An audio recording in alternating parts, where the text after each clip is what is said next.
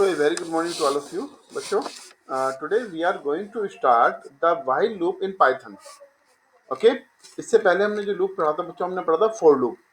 ठीक है, अगर आपको याद हो हमने इससे पहले for loop पढ़ा था. और अब जो हमारा जो दूसरा लूप है पाइथन के अंदर वह है वो हमारा while loop. So while loop का भी यही काम है बेटा, ये भी आपका जो है स्टेटमेंट को बार बार रिपीट करता है as and when we require. तो ये भी स्टेटमेंट को रिपीट करने के काम आता है. तो जितनी मर्जी बार हम स्टेटमेंट को रिपीट कर सकते हैं, जितनी मर्जी बार हम उसको एग्जीक्यूट कर सकते हैं.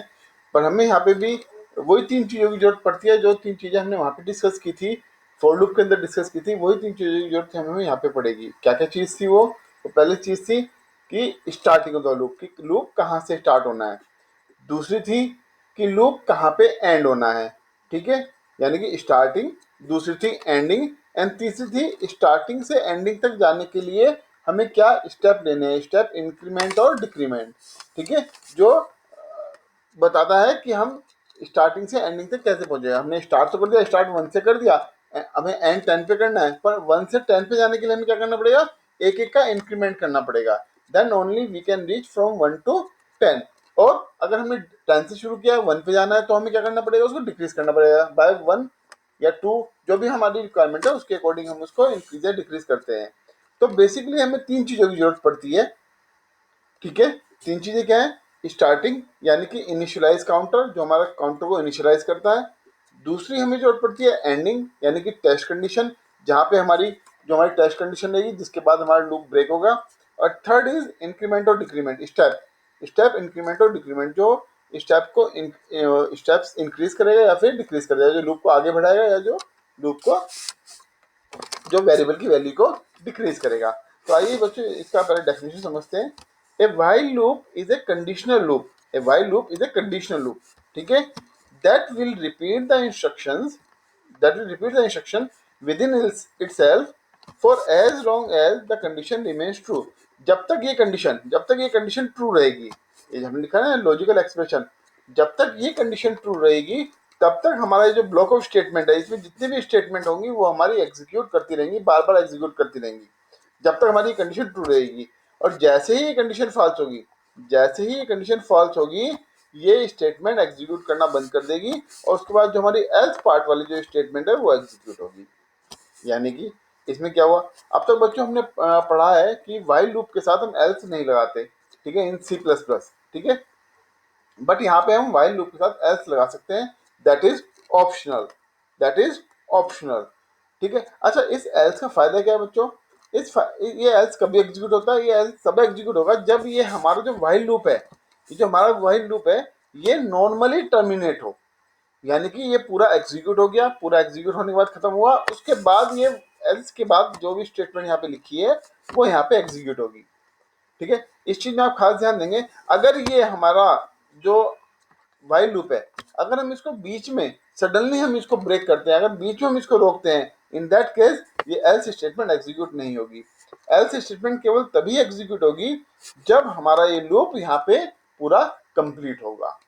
ठीक है, अगर ये हमारा लूप पूरा कंप्लीट नहीं हो रहा तो और बीच में ही रुक जा रहा है तो फिर ये एल्स स्टेटमेंट यहाँ पे एग्जीक्यूट नहीं होगी. चलिए इसका एक एग्जांपल करते हैं वाइल स्टेटमेंट का.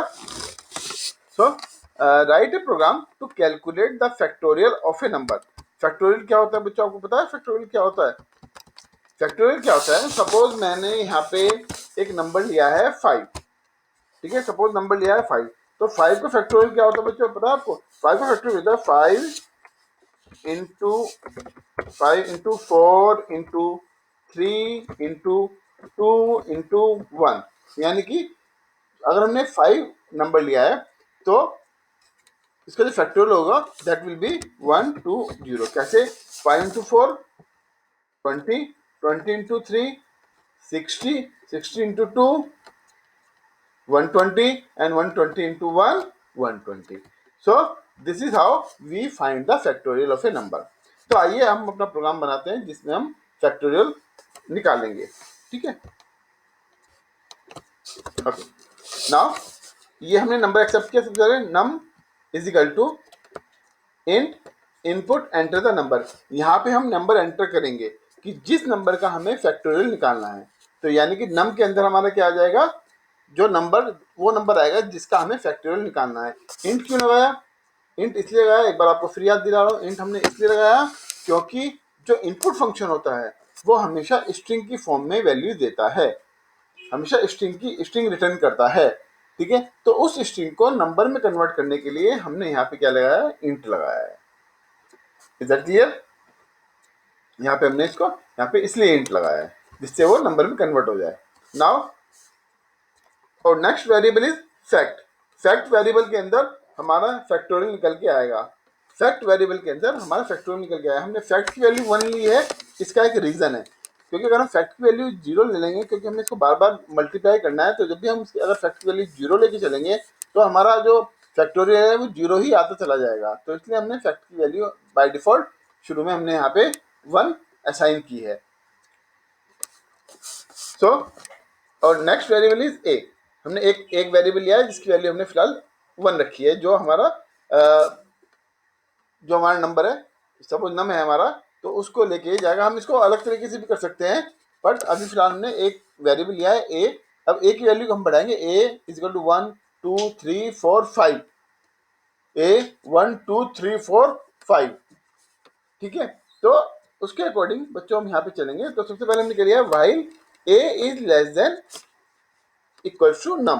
तो यहाँ पे ए की वैल्यू फिलहाल क्या है, 1, ए की वैल्यू फिलहाल 1 है, ठीक है। और नम की वैल्यू फिलहाल क्या है, 5। मैं यहाँ पे लिख लेता हूँ इसको, ठीक है ना, आपको समझाने के लिए ए की वैल्यू फिलहाल क्या है, अभी यहाँ पे ए की वैल्यू फिलहाल 1 है और नम की वैल्यू हमारी क्या है, 5। ओके, ये आपको समझाने के लिए लिख लिया।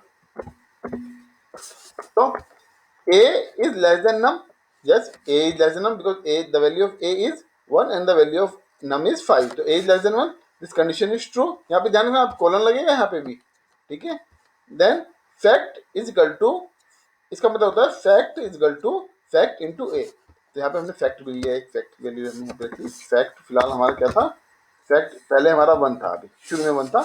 अब यहाँ पे क्या किया हमने, fact is equal to fact into a. इसका मतलब ये हो fact is equal to fact into a, या fact into is equal to a, इसका मतलब ये। तो इसको मैं वैसे लिख देता हूँ ताकि आपको क्लियर रहे, आपको कंफ्यूज ना हो इसके अंदर। Fact is equal to fact into a, okay. तो अभी क्या हो जाएगा, fact is equal to fact into a, यानी कि 1 इंटू 1, फैक्ट की वैल्यू क्या रहेगी, 1 रहेगी। Sure, yes. Now a plus equal to 1, a plus equal to 1 क्या होगा, अब ए की वैल्यू पहले क्या थी, 1, अब ए की वैल्यू क्या हो जाएगी, यहाँ पे 2 हो जाएगी। Now the value of A will become 2। Now फिर से वापस हमारा लूप कंट्रोल यहाँ पे जाएगा। 2 is less than equal to num, condition is true because 2 is less than equals to num, yes, condition is true। So again this statement will execute here, fact is equal to fact into a। अब fact की value यहाँ पे क्या है, fact की value फिलहाल क्या है, 1, एंड a की वैल्यू क्या है, 2। तो fact is equal to fact into a, यानी कि 2 into 1 is equal to 2। तो fact यहाँ पे क्या हो जाएगा, हमारा 2 हो जाएगा। Okay, now the value of a will become 3। अब a की वैल्यू क्या हो गई, यहाँ पे हमारी 3 हो गई, ठीक है। Again it will check the condition, 3 is less than equals to num, 3 is less than equals to num, it means this condition is true, condition is true। then fact is equal to fact into a। अब fact की value क्या है, fact की value क्या है, यहाँ पे 2 है। अब हाँ इधर देखिए आप, fact की वैल्यू क्या है, 2, एंड a की वैल्यू क्या है, यहाँ पे 3। तो fact into 2, 2 into 3, 2 into 3 क्या बन जाएगा हमारा, 2 into 3 will become 6, 23 will become 6। Now a plus 1, a plus equals to 1, तो a की वैल्यू क्या होगी यहाँ पे, a की वैल्यू होगी यहाँ पे 4। Now the value of a will become 4, ठीक है। Okay, now a is less than equals to num, a is less than equals to num, condition is true because a की वैल्यू 4 है, num की value 5 है, a is less than equals to num, condition is true। Now fact is equal to fact into a, fact is equal to fact into a, fact की value क्या है यहाँ पे 6, fact की value क्या है यहाँ पे 6, और ए की वैल्यू क्या है यहाँ पे 4। तो 6 into 4 that is 24, that is 24। अभी देखो यहाँ पे 24 हो गई, okay. Now the value of A will become 5। अब a की वैल्यू क्या होगी 5 होगी इस स्टेटमेंट से। अब a is less than equal to num, a is less than equal to num यानी कि a इज इक्वल टू 5 और num is equal to 5, condition is true, अभी भी कंडीशन ट्रू है। तो fact is equal to fact into a, fact की value क्या है यहाँ पे 24, 24 इंटू ए की वैल्यू क्या है 5, 24 into 5 that is 120, 24 into a 120, okay. Then a plus equal to 1, अब ए की वैल्यू कितनी होगी यहाँ पे, ए की वैल्यू 6 होगी, ठीक है। Now 6 is less than equal to num, num की वैल्यू 5 है, 6 is less than equal to num, this at this time the condition is false. जब कंडीशन फॉल्स होगी तो ये दोनों स्टेटमेंट एग्जीक्यूट नहीं होंगी, तो these two statement will not execute and it will execute the statement which is outside the while loop. So it will print this statement, print the factorial of num is fact, okay. The output will be the factorial of 5 is 120, the factorial of 5 is 120। आइए बच्चों इस programme को हम Python में करके देखते हैं कि पाइथन में इस प्रोग्राम को हम कैसे करेंगे। चलिए इसको मैं यहाँ से कॉपी कर लेता हूँ, इस पूरे प्रोग्राम को यहाँ से कॉपी कर लेता हूँ, चलते हैं पाइथन में, ठीक है। इसके स्क्रिप्ट मोड में जाते हैं, यहाँ पे मैंने इस प्रोग्राम को कॉपी कर दिया, ठीक है। ये देखो वाइल हमारा क्या है, वाइल हमारा कीवर्ड है, बाय डिफॉल्ट किस में आ गया, ऑरेंज कलर में आ गया, ठीक है। इसको रन करते हैं, रन मॉड्यूल, हमने इसको दिया नाम वाइल,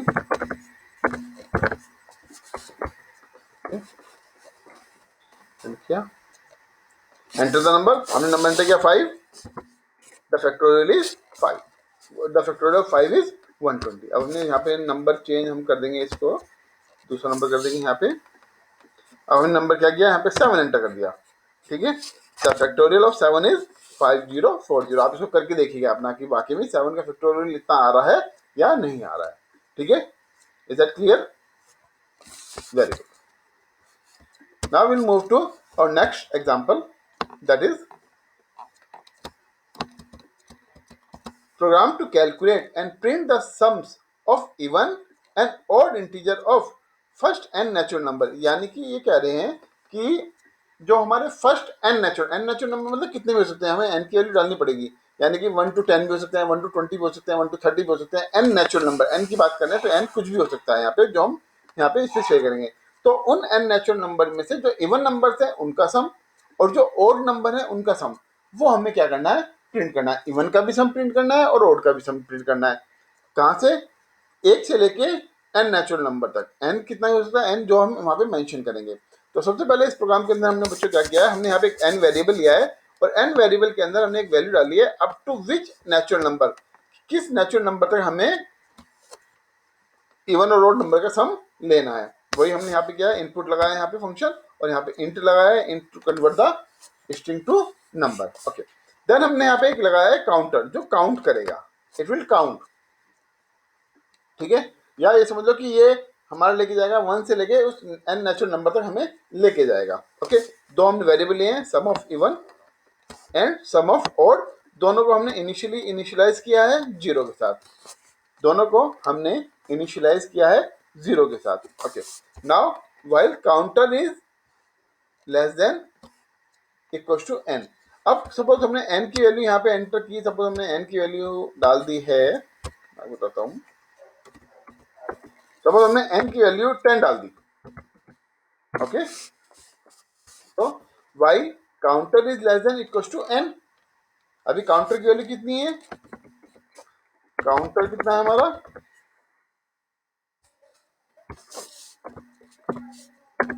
काउंटर अभी हमारा कितना है, काउंटर है हमारी अभी हमारा यहाँ पे 1 और हमारा सम ऑफ इवन है, मैं इसको शॉर्ट में लिख रहा हूँ, सम इवन अभी हमारा क्या है 0 और सम ओड क्या है अभी हमारा, ये भी हमारा क्या है अभी 0 है, ठीक है।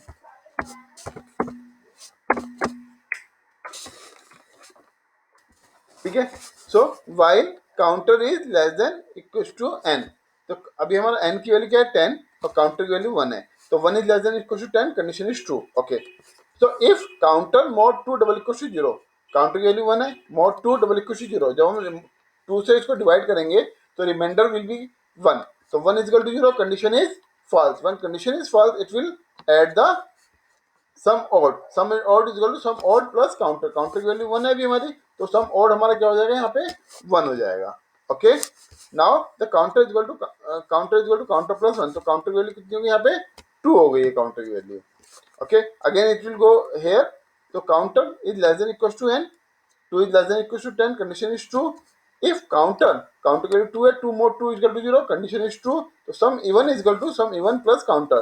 इधर काउंटर क्या है हमारा 2 है, तो sum even is equal to sum even plus counter, that is 2. I hope it is clear to you. Okay, then we'll move to counter plus 1.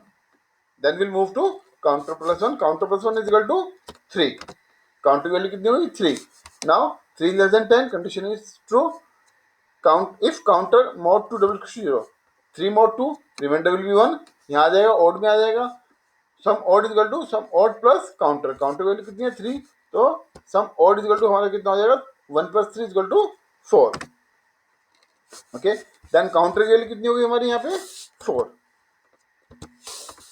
Counter value कितनी होगी 4. अब 4 is less than 10, condition is true. If counter mod 2 double equal to 0, 4 mod 2 double equal to 0, condition is true because 4 mod 2 double equal to 0. तो sum even is equal to sum even plus counter. Sum even कितना था हमारा 2 था पहले, 4 इसमें add हो जाएगा 6. Now the count value of counter will become 5. अब काउंटर वैल्यू 5 हो गई. 5 less than 10, condition is true यहाँ पे. Then 5 mod 2 double equal to 0. Okay, तो 5 mod 2 remainder will be 1. When remainder will be 1, this else statement will execute. In else, it is written sum odd is equal to sum odd plus counter. So that is sum odd is equal to 4 plus 5, that is 9. Done. After that, the value of counter will become 6. अब counter value कितनी हो गई 6 हो गई. 6 is less than 10, condition is true. 6 mod 2 double equal to 0. 6 mod 2 double equal to 0. Yes, condition is true. तो sum even is equal to sum even plus counter. Sum even plus counter, तो even में क्या है हमारा 6 है. अब इसमें 6 और ऐड हो गया, ये कितना हो गया 12 हो गया. Okay, now the value of counter will become 7. अब काउंटर वैल्यू कितनी होगी 7 हो गई. 7 is less than 10, condition is true. But 7 mod 2 double equal to 0, तो 7 को 2 से डिवाइड करेंगे तो remainder will be 1. When remainder will be 1, it will execute the else part. In else part it is written sum odd is equal to sum odd plus counter. तो sum odd में कितना है अभी हमारा 9 है. 9 plus 7, that is 16. Okay, 9 plus 7 is equal to 16. Again the value of counter will become 8. 8 is less than 10, condition is true. It will go inside counter mod 2 double equal to 0. Counter mod 2 double equal to 0. Condition is true because 8 mod 2 double equal to 0. So sum even is equal to sum even plus counter. अब ये execute होगा, तो sum even is equal to sum even plus counter, that is यहाँ पे 20 आ जाएगा. Okay, now counter is equal to counter plus 1. अब counter value कितनी होगी यहाँ पे 9. काउंटर वैल्यू 9 होगी यहाँ पे. 9 is less than 10, condition is true. Yes, condition is true. इसके अंदर जाएगा if counter is mod 2 double equal to 0. 9 mod 2 double equal to 0. 9 mod 2 क्या होगा, रिमाइंडर 1 होगा, तो 1 is equal to 0, condition is false होगी. तो condition is false, sum mod is equal to sum odd plus counter, तो that is 16 plus 9 is equal to 25. Done. नाउ काउंटर value कितनी होगी यहाँ पे, काउंटर वैल्यू यहाँ पे कितनी होगी 10. ना तो count value of counter will become 10. अब 10 is less than equal to 10, condition is true because less than तो नहीं है बट इक्वल टू है, तो condition is true.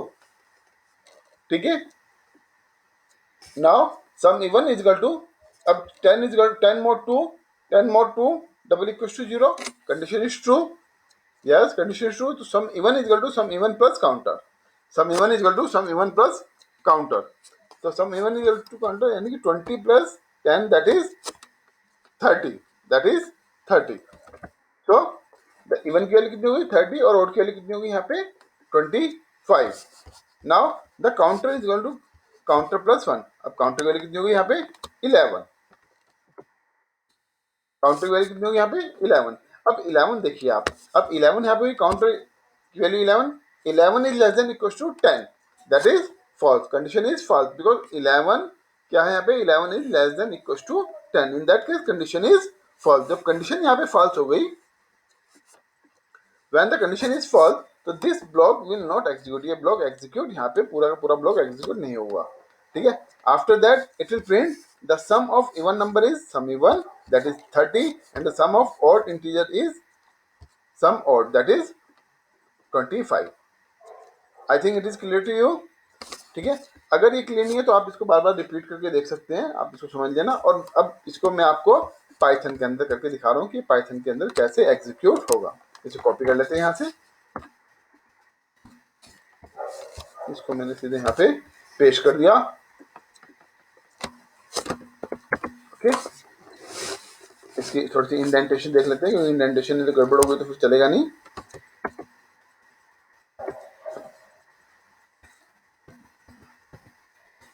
Okay,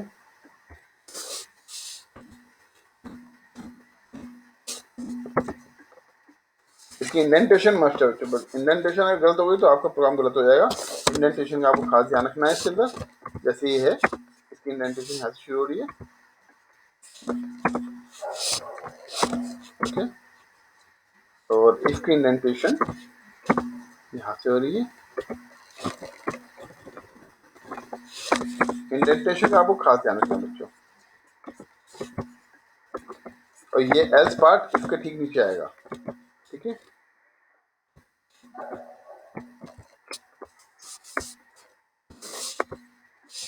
done. और ये काउंटर कहाँ पे आएगा, काउंटर इफ के नीचे आएगा। क्यों, क्योंकि it's a part of while. और प्रिंट स्टेटमेंट कहाँ आएगी, प्रिंट स्टेटमेंट सबसे लेफ्ट मार्जिन पे आएगी, क्योंकि ये क्या है, ये प्रोग्राम का ये व्हाइल के लूप है, व्हाइल लूप के बाहर का पार्ट है ये, तो इसलिए बाहर आएगी, ठीक है। अब इसको रन करके देखें।